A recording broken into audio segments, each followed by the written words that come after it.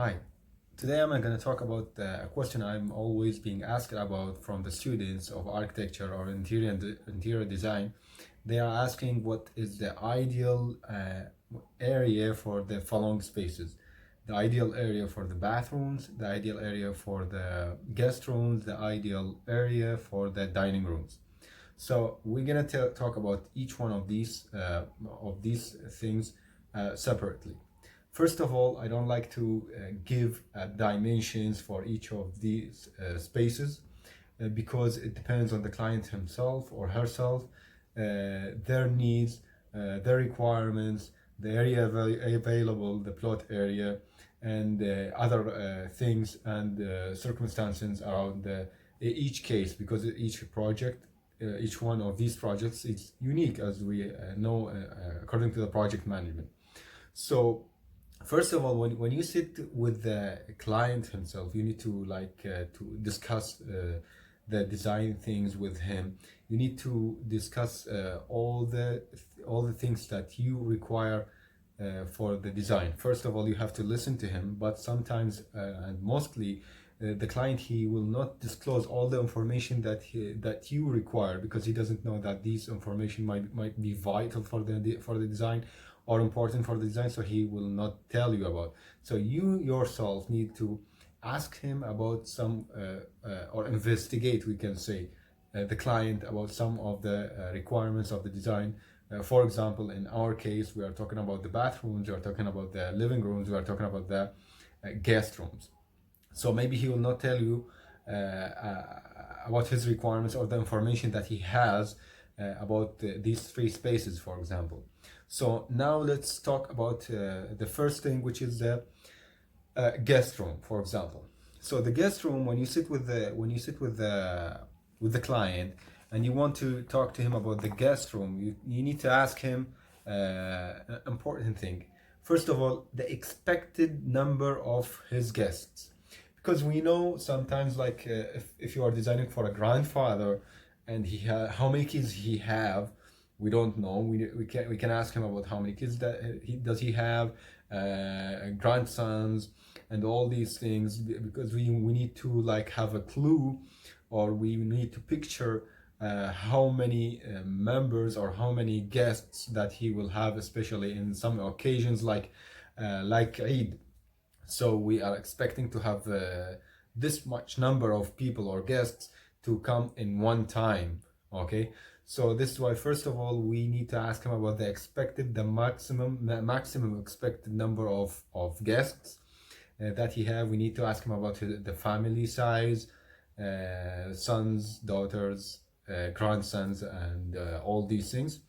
The second thing, we need to make sure, or we need to inquire about the traditions and all these things that this client have. For example, in some locations and some countries, the family they need to segregate females and males. So in this case scenario, you have to have like two spaces for the guest rooms, space or guest room for females and guest room for the males. And maybe if there is some space, or if he's financially capable to have like two guest rooms, one for males and one for females, or otherwise maybe we can make like the saloon or the living room for females and the guest room for the males, or vice versa. We can take this in account when we are designing the living room, that this living room might be not only for the family, it might be at the times during the year as it could be a guest room at the same time.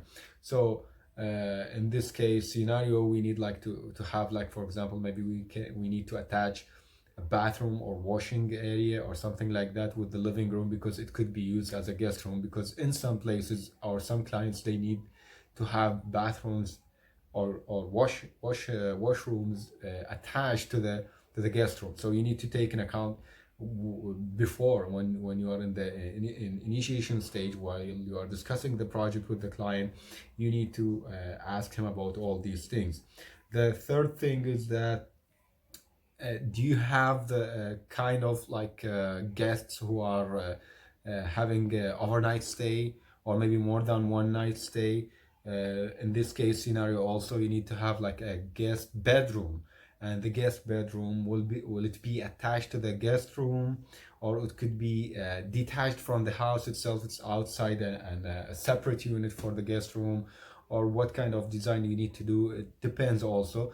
But this kind of space, the guest bedroom, also you need to ask the client whether he needs this kind of room, or if he doesn't need it, and he can imagine, because maybe he's living in some place or location, and his guests, most of his guests, they are coming from some other locations, and in this case they cannot go back when they visit him. So definitely they will live for one they will stay for overnight, or stay more than one night with the client. So all these things, these are kind of some kind of information that you need to ask or to know in between hands before you starting the design of the guest room. So this is why the guest room, we don't want to say that like we have a specific dimension. Me myself, I don't like to give like dimensions for the guest rooms unless we have these information collected.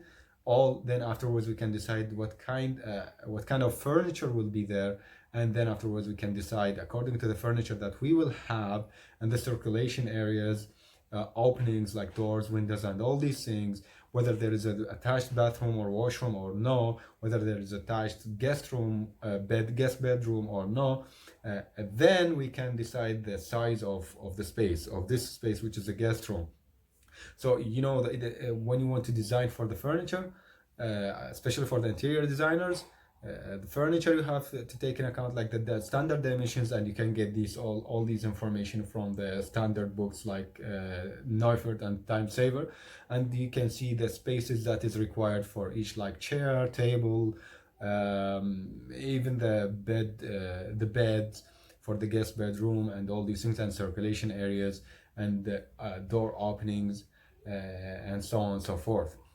So this is for the guest room.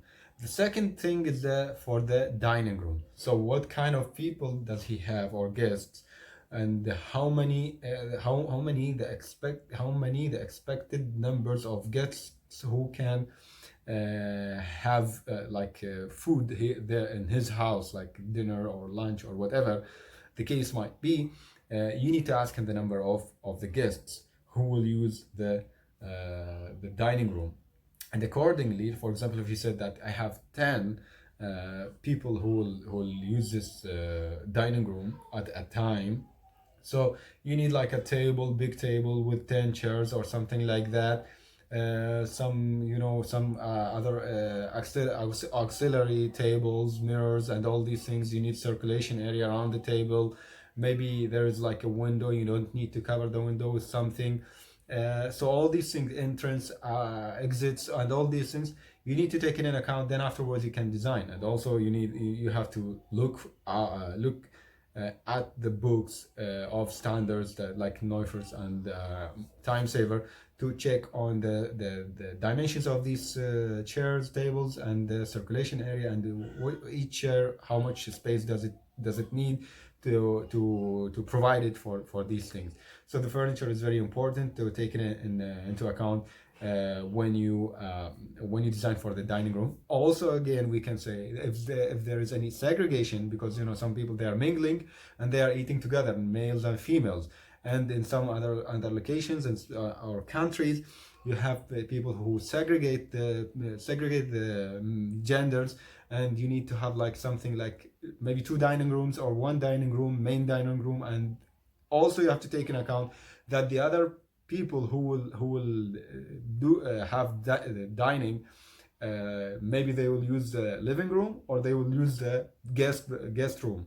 So maybe you are thinking about like I'm using the dining room at the same time, if I have the full expected number of guests, so I'm using like the guest room, and I'm using the dining room, or am I using the dining room at the same time I'm using the living room as a dining room, or what's the scenario? You have to ask the client what does he like, which one he's feeling comfortable with, to have like the dinner for example, at the same time in guest room and dining room, or living room and guest room, or living room with the dining room. So all these things also has to be discussed. This is why I don't like to give like dimensions for these spaces.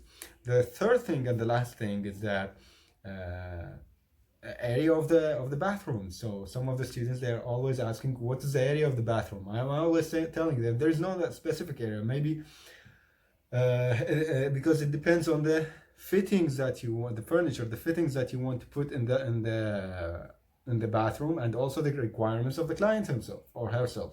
So the bathroom, it is consisted of like maybe whether it's like bath tube or shower tray, or just like it will be like a dipped ground, or whatever the case might be. This is number one. The WC, what kind of WC you have, sitting on WC or squat, or they call it oriental WC. What kind of WC you have?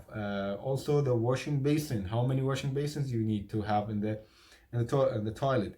Some people, they say we want two washing basins. Sometimes they're asking about in one toilet 2 washing basins. We have twin washing basins. Sometimes they are buying from the showrooms twin washing basins. So also this one you have to take in account. Sometimes some people, they want shelves in the bathroom.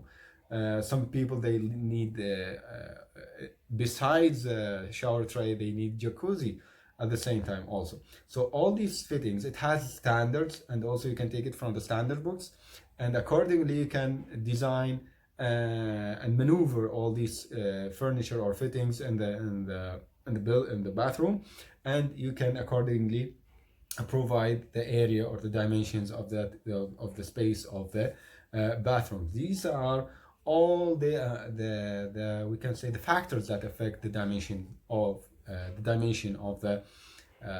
these spaces.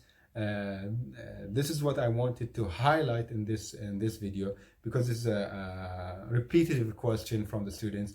I hope this video will help you in your future career and your study in architecture or interior design. Thank you very much for watching, and see you again.